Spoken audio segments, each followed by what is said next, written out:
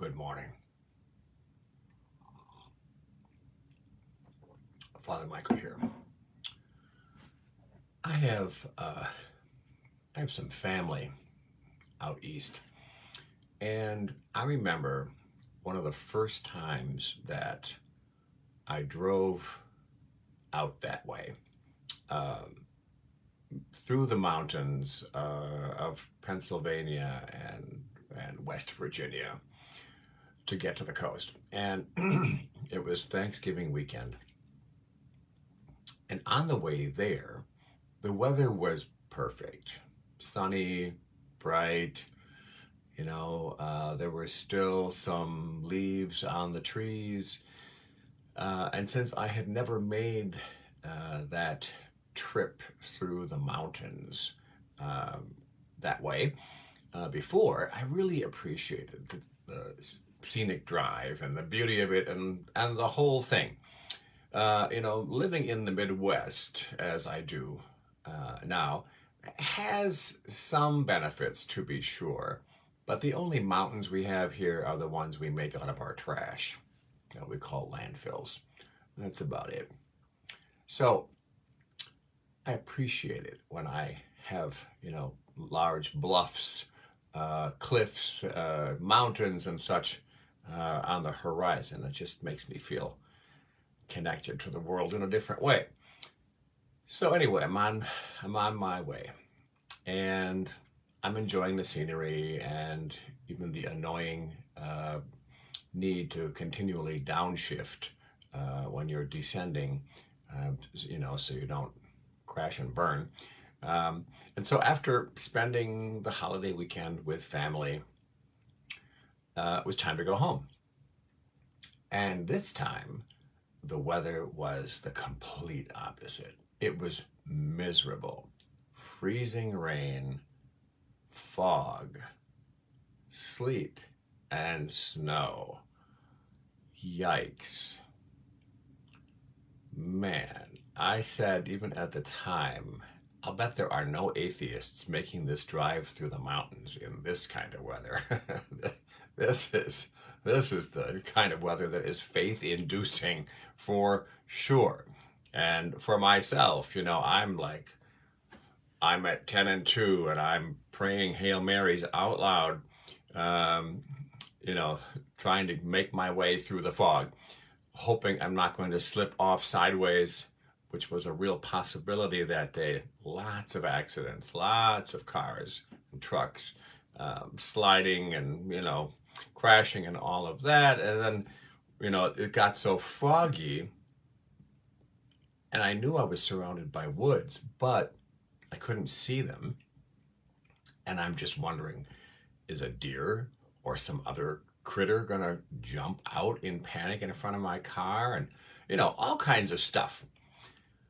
Well, one of my first spiritual directors, who was a Jesuit who was of some renown, um, used that image of driving in the fog as kind of a metaphor for living this life. And, it's a pretty simple one that everybody can basically relate to, um, because we've all been in the fog of this life. We've all tried to hold on to our faith, even when we didn't have anything clear, we didn't see a clear pathway forward. Most of our lives, I think, truthfully, we feel somewhat lost in the fog. We get so enveloped by our day to day cares and worries and all of the nonsense of our immediate physical world, even as we're still trying to hold on to that little golden thread of faith, follow that little thread of light to find the path we think that God has set before us.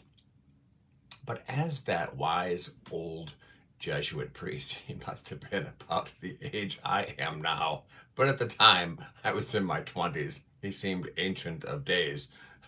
As he pointed out, maybe it's not so much that God has a specific path laid out for us, like fate or, karma or something, destiny. Maybe it's that God's only plan for us is to make our own path, to create our own safe way to get to this ultimate destiny, which is union with God. That is, he insisted, that's God's one and only plan for each one of us, union with God.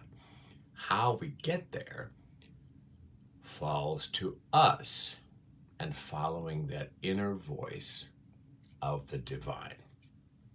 So maybe God's only specific plan is just that simple, It's just to bring us to the point where we can say to God, to the inner presence of God, speak, God, your servant is listening. And then do our best to follow through. That line, speak, Lord, your servant is listening, that comes to us from the first book of Samuel in the Hebrew Scriptures. And it's a great story, one of my favorites, of how the prophet Samuel was called even as a young boy. The boy Samuel, if you know the story, is staying with Eli, the high priest. And he hears his name being called in the middle of the night. Samuel, Samuel. And so the boy thinks it's Eli and goes into Eli's, sleeping quarters and says, hey, what's up? You called me. What do you want? And Eli says, I didn't call you. Go back to sleep. And finally, after the third time, Eli, who's also Ancient of Days, like 65, says to the boy, the next time you hear the voice, simply say, speak, your servant is listening, and see what the voice tells you.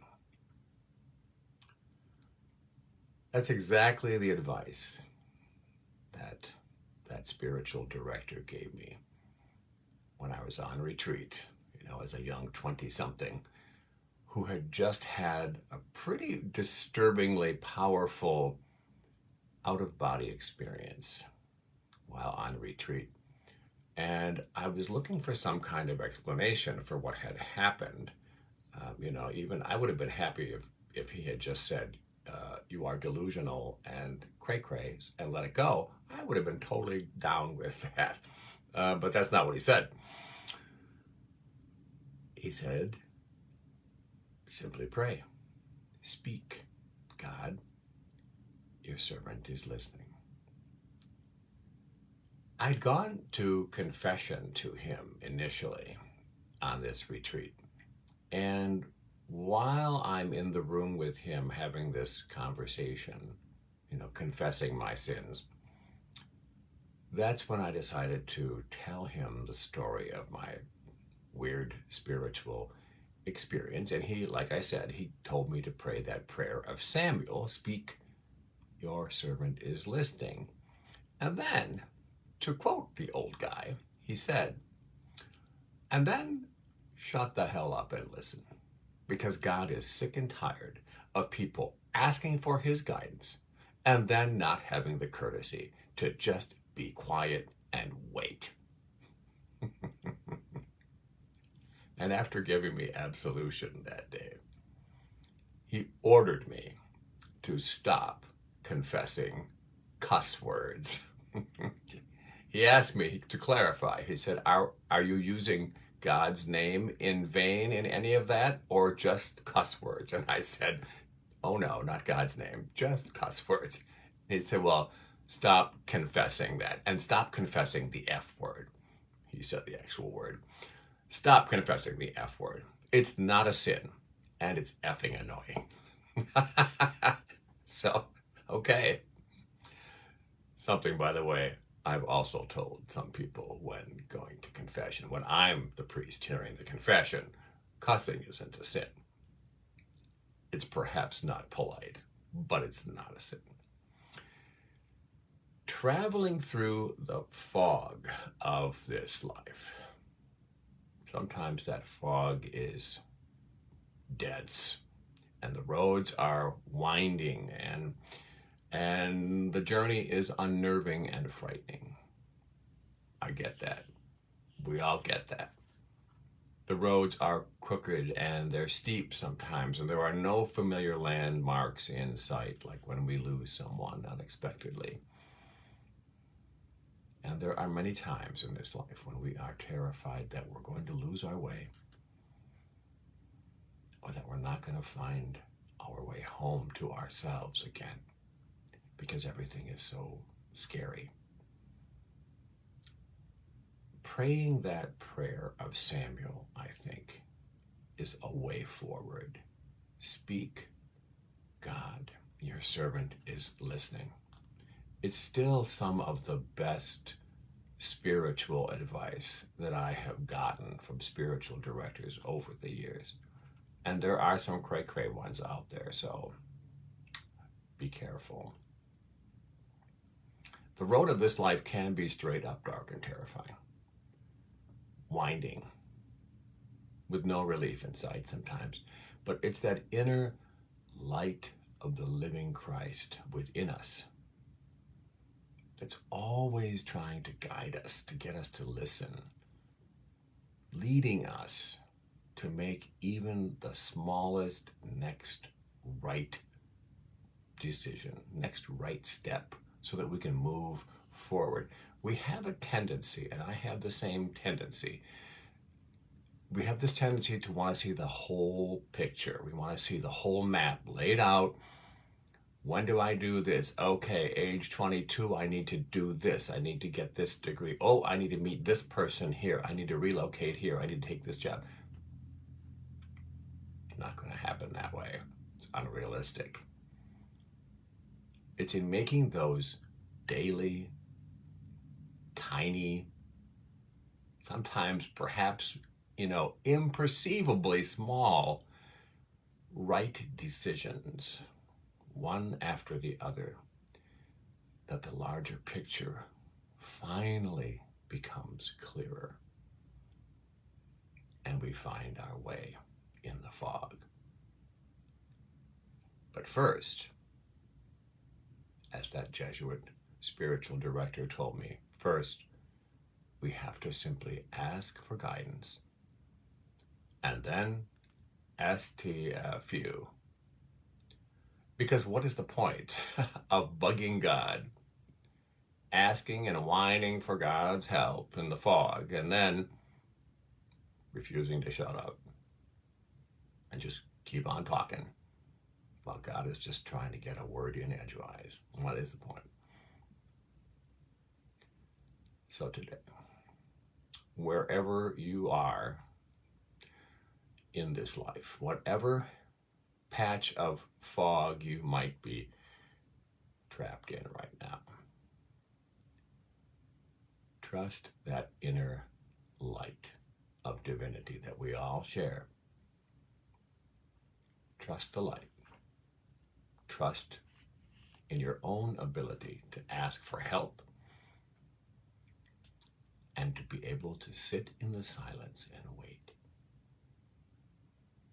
I don't know much, but that, to me, is probably the hardest part of living a life of faith.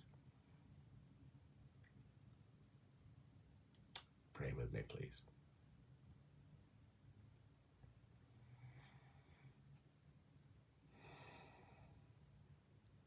Loving, mighty, healing, ever-guiding God, we come into this moment of connection with you. Many of us struggling to find the next right thing to do. Help us today to have the courage to rest in the silence. And if we cannot see the sunshine today, help us at least to recognize the stars. perhaps the moon in the darkness, and to simply trust that you are always speaking, always encouraging, always offering us healing and transformation. Help us today to trust that you have our back. Help us today to be okay in the silence and to pray that prayer with Samuel, your prophet. Speak, God. Your servant is listening. Amen. And now may the God of peace, the God who is still speaking in that small voice within, be with you today and all those you love, with the blessing of our mighty God. Otsa, Isinu, Isvatomoducho. Amen.